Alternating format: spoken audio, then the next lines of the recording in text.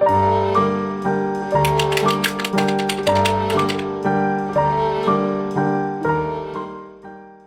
I'm Joe Haddow, and this is our series of interviews with the Theakston Old Peculier Crime Novel of the Year Award longlistees. Produced and curated by Harrogate International Festivals in partnership with Theakston Old Peculier, WHSmiths and the Express, and it's great to have you with us. Today I'm joined by an author who won the Daily Telegraph writing competition back in 2015 and has since published 4 novels. Here to talk about Smoke and Ashes, his 3rd novel, it's Abir Muhkerjee. Hello! Hi, Joe. How are you keeping? I'm really well, mate. It's lovely to see you and your display behind you of books and trinkets. Well, this is it. You know, everyone's got like books. I've got whiskey. I'm a borderline alcoholic. Well, looks of things, aren't I? My book is here. My book collection. Very good. Very my good. drinks are here. Yeah. I have my priorities right, Joe. You do indeed. And I've seen a lot of authors sat in front of their bookshelves for these interviews, but no one has yet sat in front of their booze shelf. So, well, there you are. One of my booze shelf. That's just S to W. There's A to L over there, and M to whatever, and some special rarities, you know, around the corner. Yeah. How has lockdown been for you? Are you keeping well? Do you know what? I can't complain. It's been, you know, compared to what a lot of people have been going through, we've been very lucky. I think authors generally have an advantage in that nobody likes us, and we don't, you know, get on with anybody, and we're shy and retiring. But you know, and you know, lockdown is probably our natural state. But to be honest, you know, having the kids and my wife around longer has been great. We didn't think it would be. We were worried at first that it was going to be, you know, pretty tough. But it's, I mean, once you adjust to it, we've been very lucky. Yeah. And we can't complain. We're out there every Thursday clapping, generally at 9 a.m, a long time for anybody else, just to wake people up, because that's what we do. You're those kind of neighbours. Yes, out with the pots and pans. Come on, if we're not sleeping, neither are you. So yeah, no, lockdown it's been okay. It's been okay. Good. And congratulations on being longlisted for the award. And as I said, this is for your 3rd novel, because since the publication of this one, you've got another one out. That's right. I mean, just churning them out. I wouldn't go that far. Yeah. Well, we're talking about Smoke and Ashes today, though, which is the book that appears on the long list. And it's part of your Sam Wyndham series. So for those who may not have read any of your books before, perhaps you could tell us a little bit about Sam and about this story. Sure. My books are set in 1920s India, and they feature a British detective called Sam Wyndham, who goes out to India after the First World War, generally because it's a slightly better alternative to suicide. And he teams up with an Indian sergeant called Surendranath Banerjee, but none of his British colleagues can pronounce his name, so he's known as Surendranath. And the two of them really are, well, I use them to explore the history of that period, the British Empire in India, because it's a period of history that I think we've brushed under the carpet. So the two of them are really, you know, solving crimes against the backdrop of the last days of the empire, with lots of dead bodies on the way. What could you want more? What more could you want than that? Exactly right. We're in Calcutta, and it's 1921 for this novel. And your first book, A Rising Man, that was set in 1919. A Necessary Evil was 1920.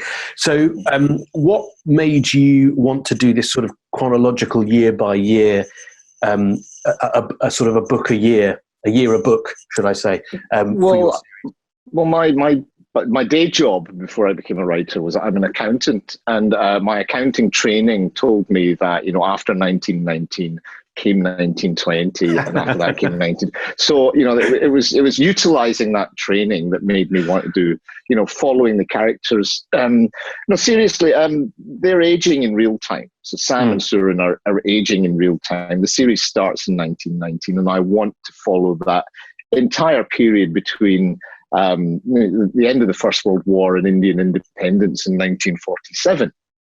And I thought, well, as I get older, they'll get older, and as I write, we just move it forward.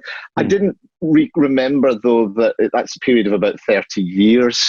And, being from Glasgow, my life expectancy is limited anyway. So I might have to step it up to one every 2 years now, for the sake of, my own health. But we'll see. Yeah.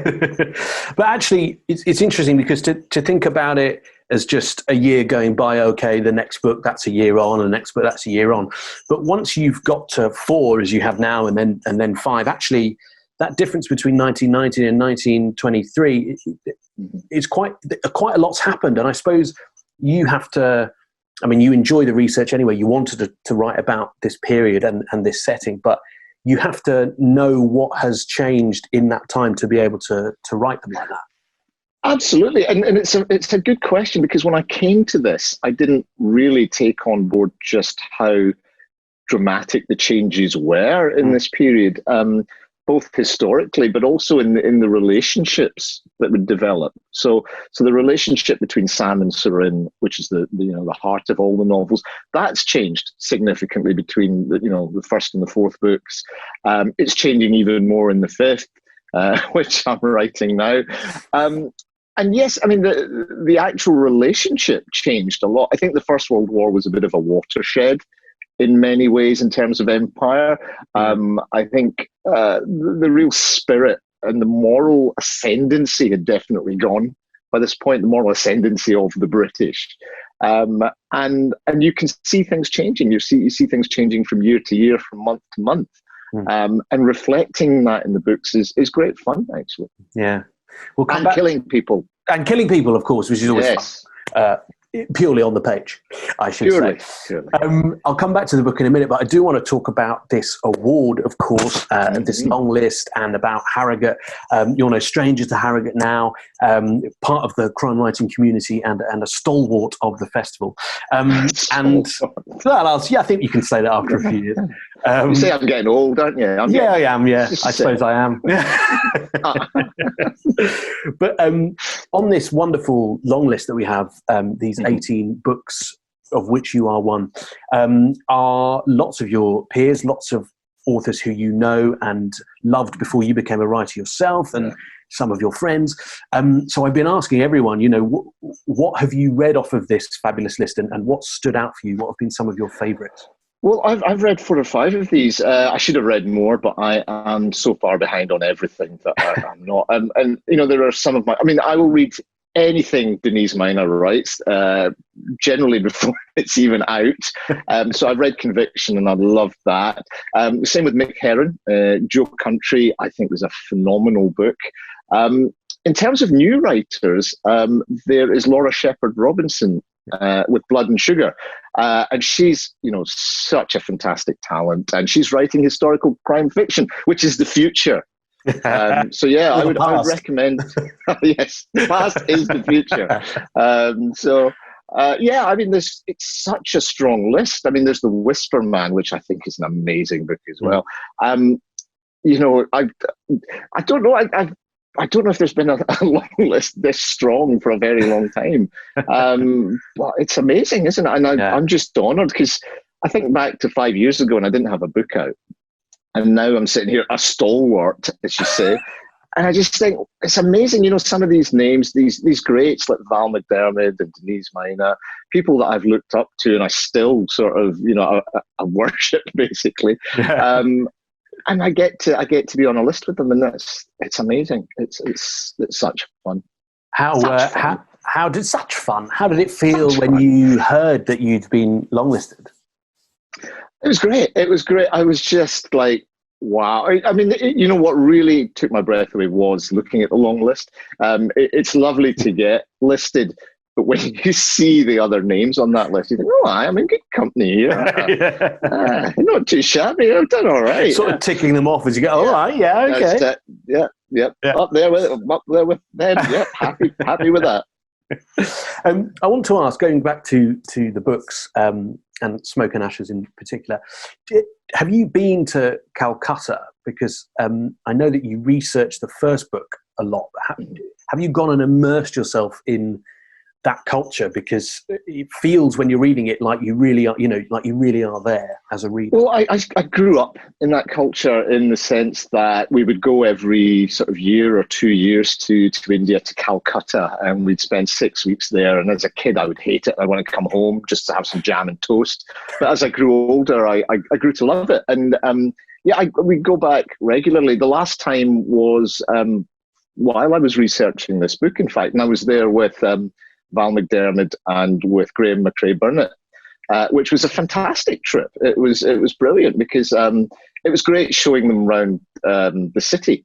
And, I couldn't ask for more. The fact that I could go back with such great writers and make up stuff because I don't know and just point it out to them. But that was the Viceroy's house. And Graham would be like, "Are you sure?" It just looked like a restaurant. Just trust me, it was there. It's like, George Washington slept here or there. It's a bit like that. So no, it's great fun. I've written down in big letters on my notes the word drugs, which I think I'm still taking them. Yes, thank you. Which I was going to say, I don't think it's a reference to you. I think it's a reference to the fact that in this novel in particular, there's this sort of haze of opium that seeps off the pages. And again, is that something that... Where have you been keeping your coffee? Yeah, I really should check it out, actually, what that smoke is. You're taking this lock-in very well, I must say. It's why I'm looking so good on it, I think. But was that, again, something that just came from researching the time, or was it something you already knew you wanted to put in? It sort of came... In the beginning, it came from a research, but also the fact that I needed my central character to be damaged. I needed him to go to India in a damaged state, and I needed India to be his sort of resurrection, as it were. India is what saves him. And opium at the time, opium is a very sort of involved history with the British Empire.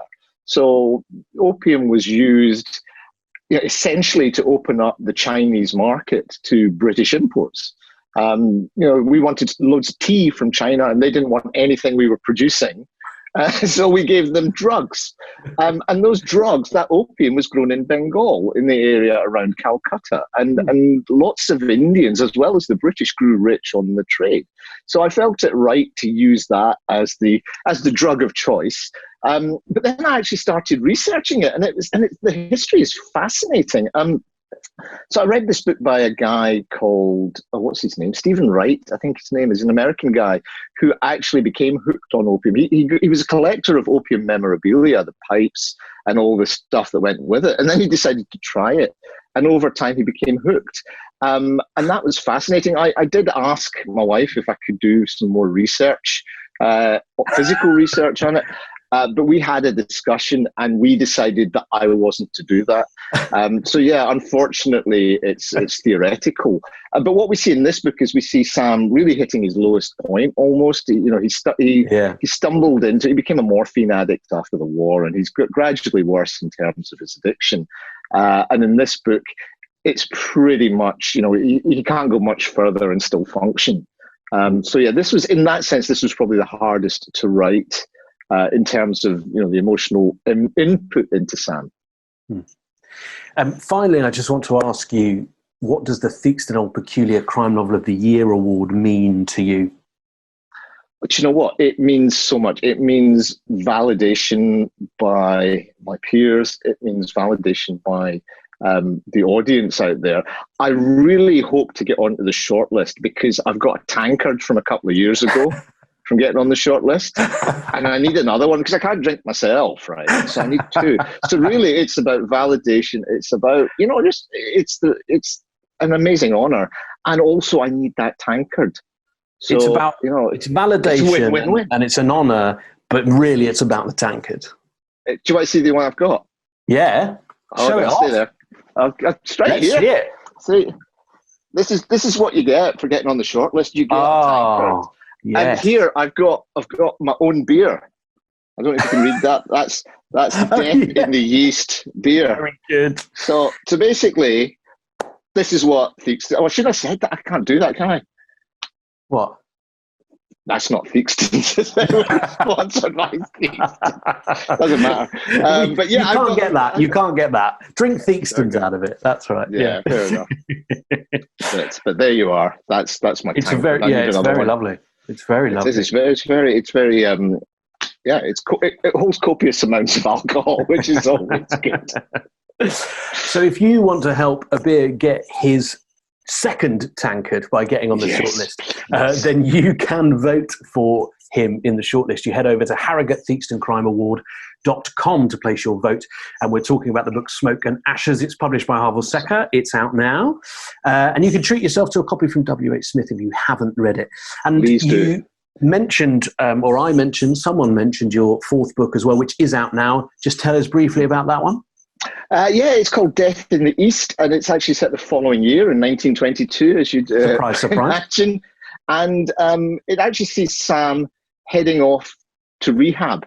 He can't afford to go to Switzerland, so he ends up in an Ayurvedic ashram in the foothills of the Himalayas, where he sees a ghost from his past, a man he thought who was long dead. And it's basically my tribute to Agatha Christie. It's a locked room mystery. But also it's also my take on what it means to be British and issues of immigration and integration. And I hope you get a chance to read it, Joe. I certainly will. I've got a copy here, actually, which I'm going to treat myself to. Propping up your table. Yeah, I think it's propping up the opium, I think. I'll dig it out soon enough. Abir, it's lovely talking to you, and congratulations again on being longlisted. And I hope very soon we'll be able to have a drink out of two tankards. Absolutely. I look forward to it. Thank you very much. Thank you.